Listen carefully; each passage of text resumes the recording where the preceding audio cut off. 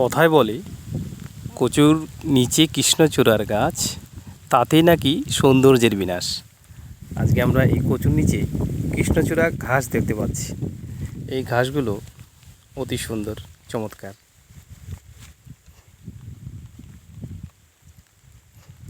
আর আমাদের এই যে গ্রাম, একটা সুন্দর গ্রামের পরিচিতি দৃশ্য তুলে ধরলাম।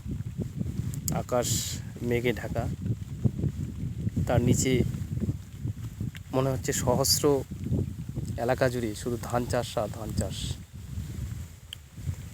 উঁচু নিচু ঢালু সমস্ত জমিতে ধান চাষ করা হয়েছে। মাঠ সবুজে ভরে গেছে, চাষিদের মুখে হাসি ফুটেছে। আকাশের অবস্থা খুব একটা ভালো না, মনে হচ্ছে নিম্নচাপ শুরু হয়ে গেছে। বৃষ্টি মুষলধারে আসতে পারে মনে হচ্ছে। আর নিম্নচাপ শুরু হলে বেশ কয়েকদিন ধরে এই যে আমরা ধান ক্ষেত দেখতে পাচ্ছি, এগুলো জলে ভরে যাবে। আর এই এলাকাতে প্রচুর পরিমাণে জল জমলে মাছ পাওয়া যায়। ধানের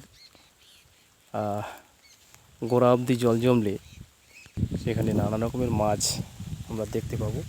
পরবর্তীতে আমি জালে মাছ বা মাছ ধরতে পারলে সেই ছবিগুলো শেয়ার করব।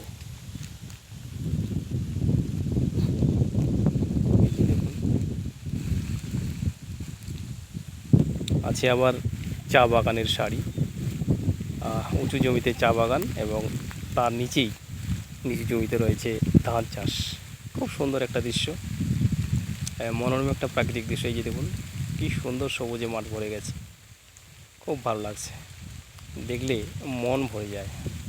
আকাশের বৈচিত্র্য রূপ, মিষ্টি মেদুর রোদ, মনে হচ্ছে কোনো প্রাণ খোলা আনন্দে নেচে উঠছে আজকের এই আকাশ বাতাস, সমস্ত কিছু ঝকঝকে বৃষ্টির আভাস।